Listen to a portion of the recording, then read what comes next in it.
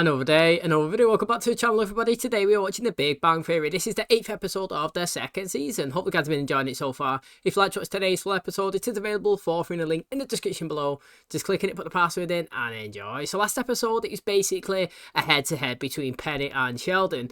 Yes, Sheldon had enough of her, well, basically her defiance to what he actually wants in his friendship group. Do you know what I mean? Nobody can sit in his place, nobody can touch his food, you know, nobody can send emails with cats and with different pictures and gifs. You know, he wants it set straight, and obviously if you don't follow these rules you get the strikes, and it was Penny that actually received the 3 strikes and you're out last episode. He kicked her out, he banished her from the apartment, and then basically the war was on between them, because when he went to the cheesecake factory where she was working and he ordered food, she ignored him, and then only after he complained to her boss did she reluctantly bring it out and give him his food on the side.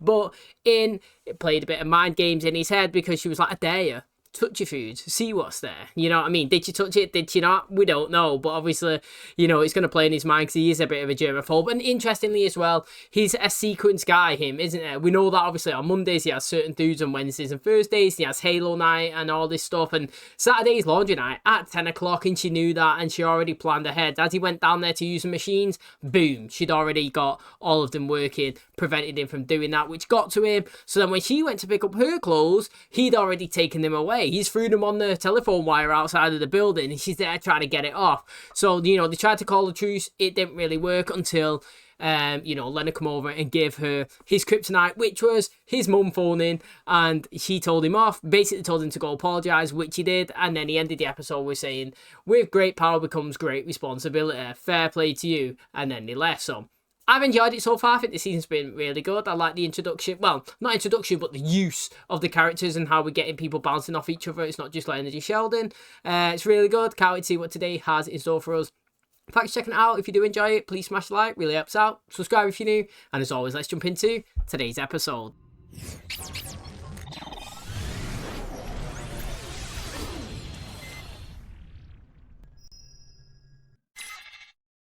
On what's Saturn 3? Deep Space Nine is better. How is Deep Space Nine better than Saturn 3? Simple subtraction would tell you it's 6 better. Compromise. Watch Babylon 5. 5 is part way between 3. Never mind. I suggest rock, paper, scissors, Lizard-Spock. Scissors cuts paper. Paper covers rock. Rock crushes lizard. Lizard poisons Spock. Okay, I think I got it. Rock, paper, scissors, Lizard-Spock. Notice the eye patch, did you? It's all part of a technique I've been studying for picking up women. Mock me if you will, but it works. You show up at a club in something distinctive, scope out your target, and toss out some negs. What are negs? A neg is a negative compliment that throws a pretty woman off her game. Normally, I'm not turned on by big teeth, but on you they work. Oh, did you get pink eye again? Step 1, she notices the eye patch. May I say, Penny, not a lot of women could look as hot as you do with such greasy hair. Ow. You know what? His premise is pretty decent, to be honest. Like, only because it reminds me of the film Just Go With It of Adam Sandler. And, you know, basically, you know, he puts... Is it a fake wedding ring? I'm sure... No, I think it's a real wedding ring that he's wearing, but he's getting a divorce. But basically, he figures it out, innit? That, like, when he's going inside a bar and a woman comes over and he sits down and she sees that he's got a wedding ring, basically, they're more inclined to talk to him because they feel like they're not going to get hit on. And, do you know what I mean? Like, they just want to go out and they just want to have a drink, and they've had a hard day from work and they don't really want to be nagged and hit on. They just want some time. And, you know, seeing somebody who's married, you think, you know what? They're here as well for the same reasons. But then he goes into it by saying that his wife cheated on him and they make him feel bad, and he kind of get a little connection. And then when he realised that obviously he's not actually married no longer, he's in the middle of a divorce, they've kind of exchanged emotions and feelings and they got a connection, and it worked for him. And that's his way of doing it. It was the power of the ring. So, I mean, I could kind of understand what he's kind of saying because I've obviously seen that film and it worked for him on that. I'm sorry, but I'm not going to watch the Clone Wars TV series until I've seen the Clone Wars movie. Watch whatever you want. Hello? Hey, Har. Okay. Okay, we'll be right there. What happened?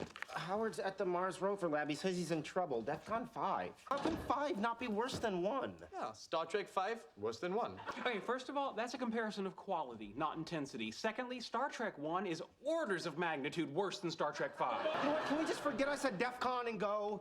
Will you at least stipulate that Star Trek 4 The Voyage Home isn't arguably the best? I got the Mars rover stuck in a ditch. Where? On a dusty On highway Mars. just outside Bakersfield. Where do you think? On Mars! You brought a girl to the Mars rover control room? Yeah, I picked her up in the bar. She's a doctor. The eye patch and the insults worked? No, there were 3 other guys with eye patches. It was a fiasco. I need you to get Stephanie out before somebody notices she's here. She doesn't exactly have clearance. Really? They don't let strange women from honky-tonks come in and play with $200 million government projects on distant planets? Something's come up, kind of a Mars rover can Howard come over? Maybe they hit it off. So, are you a scientist like Howard? No one's a scientist like Howard. I knew it. Totally interrupted you. What were you saying? Just said Howard's a terrific guy. Yeah. He loves his mother a lot. Some people say too much. Out of curiosity, did he ever have a shot with you? Are you insane? The guy was wearing an eye patch. Then why did you... He said that I could drive a car on Mars. See, he doesn't know that, you know. Can I see you again? You're not done seeing me now. Cool. There's gotta be other options. You try calling AAA. Plus, I understand you have to be standing next to the vehicle with your card when they arrive. Okay, I guess we have to turn to plan B. What's plan B? Erase all the hard drives, grab the surveillance tapes, wipe our fingerprints off every surface and run. I actually thought that myself, to be honest. You know, like, what actually happens if the Mars rover goes tipple over? You know what I mean? Like, it can drive around, I get it, it's fine, but, like, surely it could encounter some sort of, you know, malfunction, and how does it repair? Do you know what I mean? So basically, you know, let's just pretend it's not even tippled over, because if it has, how the hell are they getting it back turning on its side? But second to that, you know, if it started to malfunction, or it started to, you know, not produce its, I don't know, signal, or a bit of it fell off, I don't know, like, they could have a storm there, and a rock could fly and hit it, and, you know, break a little panel or something. You never know what's actually going to happen. Once something does happen that's negative towards it, how did he fix it? There's nobody there. Do you know what I mean? That would be a really interesting thing to actually see how they solve it. And I would love to see inside the station, like, they are there, and how much they'd be panicking because of how expensive it is and how long it takes to actually get there. Do you know what I mean? Like, everybody would be so intense, just staring, waiting. The loss of data, they will most likely be unable to determine the cause of the Mars rover's malfunction. Howard, didn't you say you worked on the Mars rover? No, you're mistaken. When we first met, you said that if I went out with you, I could drive a car on Mars. I don't know what you're talking about. Will you all excuse me? Leonard is subtly signaling that he'd like to talk to me in private. Is there some problem? Yeah, listen, I have to kind of sneak out for a while. Where are you going? I can't tell you that. So you brought me in here to inform me that you can't tell me where you're going, and you can't tell me who might ask? If someone, and of course we don't know who this would be, does ask where you've gone, what should I say? I don't know, just tell him I went to the office. Leonard went to the office. No, not like that, just Leonard went to the office. This would have worked out a lot better if you just told me you were going to the office. He shouldn't even have brought him in. He's the worst one to actually tell. He can't even hold a lie, can he? Out for a while. Okay. Doesn't anyone want to know where he's going? Leonard is going to the office. How's work today? Busy. I removed an appendix, a gallbladder, and about 1.5 feet of bowel. I'm hoping that was 3 different guys. No, just the one. You know, I'm a physicist, so I thought about stuff. That's it? I wrote some of it down. Howard. Hey, Steph, it's me again, Howard. Listen, if you're free Friday, maybe we could have a little something to eat at my place. My mom cooks a hell of a brisket. Think about going to the bedroom. That's a good idea. There's a bed in there, and I'm very pro-bed. Hey, it's me again. Just want to let you know the head count for dinner Friday has gone up. My Aunt Betty and Uncle Elliot are coming in from Palm Springs. Oh, it's Howard. You want me to stop and call him back right now? Dear God, no. See, I wouldn't. I mean, I know that it's like a pest in like a chase away, but like, I don't know, it's still kind of chasing her, isn't it? Because she's never actually given the green light. But well, I mean, he thinks that she has because she comes to his facility with him. But you know, it's proper pesting it out. It's interesting. I mean, to be fair though, after this or whatever it is, she could just say she wasn't interested. But then it just looks bad on. It just looks bad on Leonard. You know, to be honest, he should have said it at the start. You know, I had a conversation with her and she was just interested in driving a Mars rover, to be honest. She thought that he was a bit attractive, but she didn't really feel that connection. But she likes it in me. I don't really know. It's not really good, really, is it, from Leonard? It's just downhill, to be honest. You know, it really is. Hey, it's me again. Listen, my cousins from Fort Lauderdale are flying in to meet you, so that means we're gonna have to move the dinner to a restaurant. Call you back when we firm up the details. It's Howard. New shirts? Yeah, a couple. Nice. Thank you. So, who's the girl? Well, last time you bought a new shirt was when we were dating. Do me a favor. Tell Kuthrapali that next time you see him.